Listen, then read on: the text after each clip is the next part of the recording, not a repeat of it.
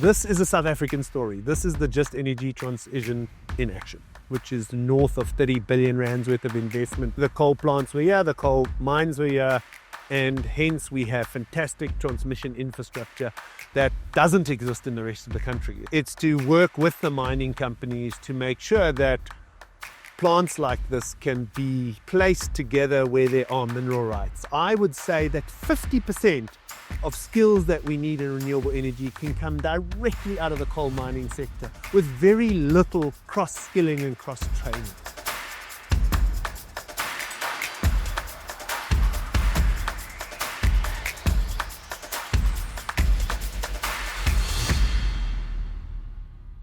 Mpumalanga, home to most of South Africa's coal mines, is about to undergo an industry and provincial game-changing impact.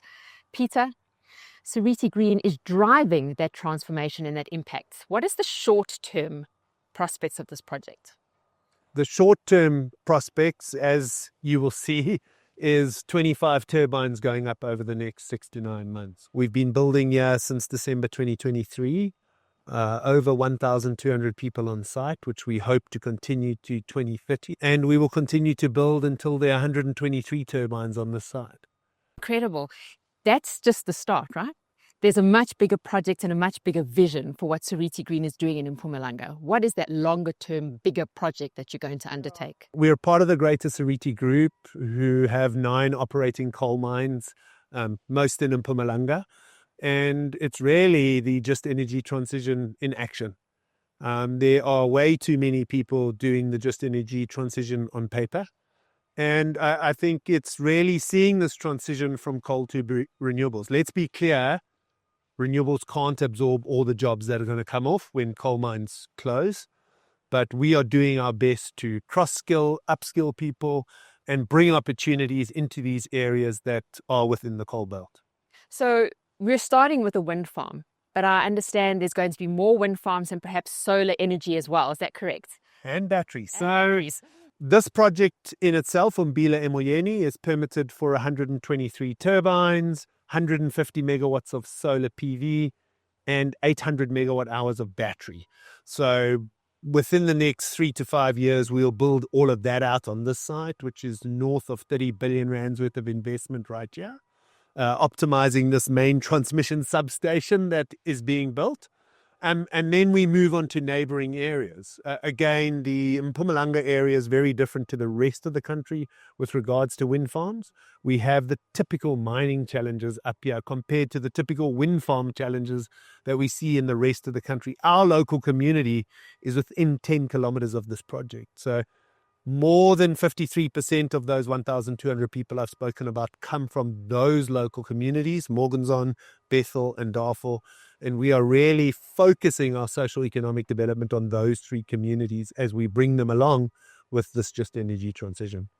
Peter, you've spoken about the communities, but let's talk about the whole of Mpumalanga. What are these projects doing for the whole province? The province is in a prime position in having fantastic grid. Back many years ago, the coal plants were here, the coal mines were here, and hence we have fantastic transmission infrastructure that doesn't exist in the rest of the country. The transmission infrastructure in the rest of the country has really been absorbed by other renewable energy projects. So the opportunity here is to leverage those transmission lines, and it's to work with the mining companies to make sure that plants like this can be placed together where there are mineral rights. And that's really the careful balance that government needs to get right. How do we leverage our mineral rights as well as leveraging the wind and the sun? And then when we go to batteries, it's going to be very important to have batteries close to where the demand is. All the industrial action, Secunda down the road, it's going to be important to have batteries in these places so that you can work with the variable renewable energy and make that more stable and more baseload-like as we go forward into a renewable-led future. So you've given a number of benefits. You've given the rationale behind why this works. But if we take a step back to the beginning, to the why, how did this start right back in the very first early days? Prior to being part of Seriti, we were a company called WindLab based out of Australia. I was running the African business. And in 1998, the founders of WindLab what you would call today, created wind AI. And they found this windy hill using technology in Australia. And yeah, we stand today. So, we took the first investment decision on this project in 2017. And it's taken us those 7-8 years to break ground here, to get all the necessary government permits in place, Eskom permission to build this main transmission substation, and do all of those activities. So it's a long developmental process. I find it quite sad that it takes 7 years to permit a project and 2 years to build. Peter, mining Indaba's key theme, or one of them, talks about progress through partnerships. Now, you've mentioned government quite a lot in our discussion already. Tell me about the importance of having a good partnership between Seriti Green and government. Prior to starting this project, I would have said our relationship was poor. But since starting this project, I've been absolutely amazed by the support we've had from the provincial government and the local government. There are 4 mayors involved here, 3 local mayors and a district mayor. They have a monthly meeting just on our project to see how they can assist this 5 billion rand project grow and expand and provide the community with benefits. We've had the Premier on site, and the Mpumalanga government has been truly supportive in what we're doing. So we're seeing initiatives coming out of the government that we're supporting with, and initiatives from our side that they're supporting with. So we really have a collaborative relationship. And I just hope that there are other parties in the renewable energy space that leverage these relationships to expand what we're doing here at Ummbila Emoyeni. So that's fantastic. Now, I know that that's not the only partnership we want to recognize in our discussion today.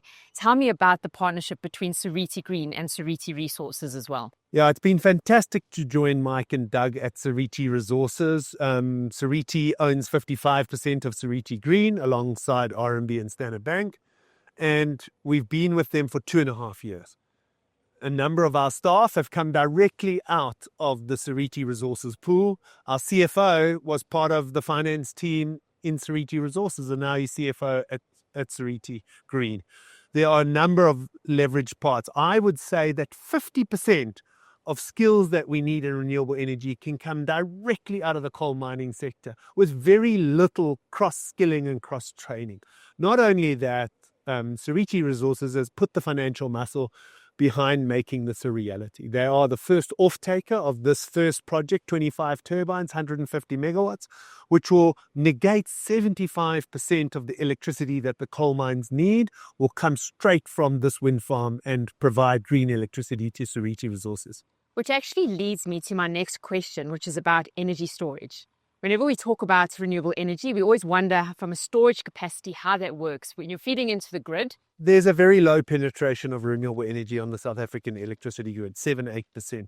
So storage is going to become absolutely critical. If you look at places like Australia and California, huge deployment of batteries to make sure that this variable renewable energy becomes more baseload-like.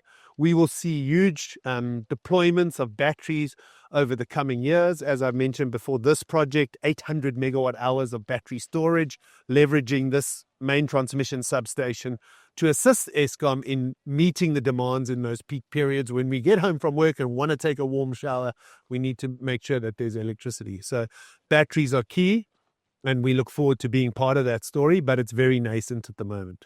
I also want to come back to the community element, because that's obviously really important in context of this big story.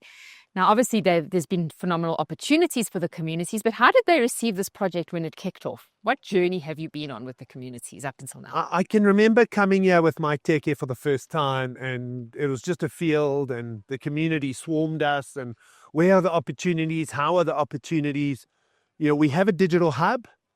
17,000 people have signed up on our digital hub from these 3 small local communities. And our contractors and ourselves, that's the first place we go to look for jobs and opportunities. We have a simulator on site where we take people all the way from learning how to drive a pickup or a dump truck all the way to having that job. And we've employed people from that simulator. So there's a huge amount of opportunities. The fencing that you see here, this is a local company that's providing the fencing that we've helped grow and establish. And we've got to strike a careful balance between just providing cash versus providing opportunities. And we are working hard on providing those opportunities.